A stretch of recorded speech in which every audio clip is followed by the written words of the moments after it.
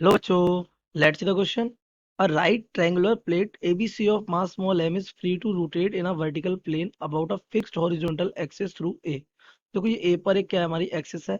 इसके अबाउट में ये बिल्कुल फ्री है क्या करने के लिए, रोटेट करने के लिए। दैट मीन्स अगर हम यहाँ को यहाँ से इसको B से फ्री कर दें तो ये अभी इस डायरेक्शन में क्या कर जाएगी, रोटेट कर जाएगी।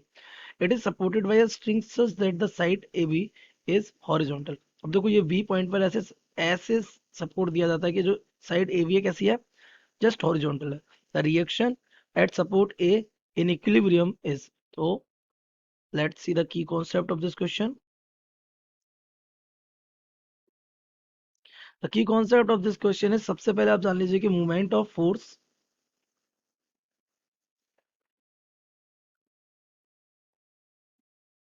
about a fixed point is given by, तो ये हमारा हो जाएगा, इसको हम टॉर्क बोल सकते हैं, tau. This becomes the force, वो फोर्स और perpendicular distance from the point, ये होता है।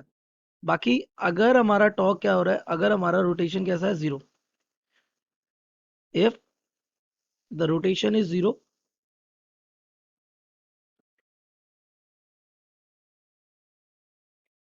नॉट देयर, तो वहां क्या हो जाएगा, वहां आपका जो नेट टॉर्क है, नेट टॉर्क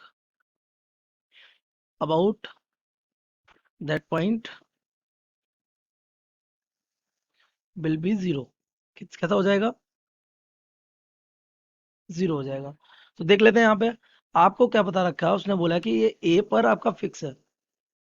सपोज करिए कि आपकी स्क्रीन से बाहर आती हुई एक एक्सिस है, ये कुछ ऐसे, और ये इसके अबाउट में क्या करने वाला था, रोटेट।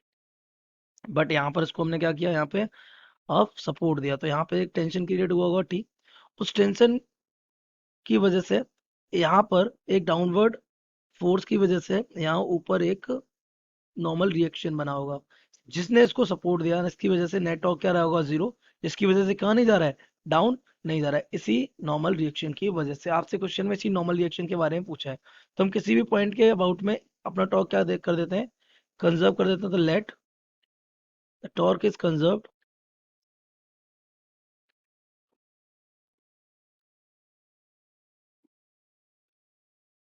About B. तो बी के अबाउट में, क्योंकि बी के अबाउट में टी का जो हमारा टॉर्क होगा वो कितना हो जाएगा, जीरो, क्योंकि ये फोर्स तो टी है लेकिन परपेंडिकुलर डिस्टेंस बी से कितनी हो जाएगी इसकी, जीरो। बचे कौन से हमारे, एक बचा हमारे ये एन, तो ये हमारा हो जाएगा इस टी पर लगने वाला, अपर डायरेक्शन में लगने वाला फोर्स हमारा हो जाएगा ये T into zero. It will be equals to, अब यहाँ देखिए ये एन कहाँ लग रहा है, ऊपर, और इसकी डिस्टेंस कितनी है यहाँ से, बी पॉइंट से, इट इज एल, तो ये हमारा हो जाएगा एन इंटू एल।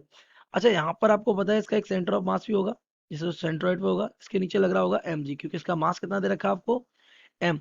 इसकी पॉइंट बी से परपेंडिकुलर डिस्टेंस क्या हो जाएगी, तो इट इज गिवन बाई बेटा 12/3। आप ये सिंपल ज्योमेट्री से पता कर सकते हैं। यहाँ पर ये डिस्टेंस सेंट्रोइड से बी की क्या हो जाएगी, 12/3, लेकिन इसकी डायरेक्शन कैसी है, अपोजिट, तो इट बिकम्स माइनस, फोर्स कितना लग रहा है, M G, and it is 12/3। तो यहाँ से इट जीरो हो जाएगा, तो ये N L will be equals to the M G, और यहाँ आ जाएगा 12/3, तो एल से एल क्या हो जाएगा, कैंसिल, तो नॉर्मल रिएक्शन हमारा आ जाएगा एम जी और 2mg/3। So it is the normal reaction 2mg/3. I hope you have understood it well. Best of luck.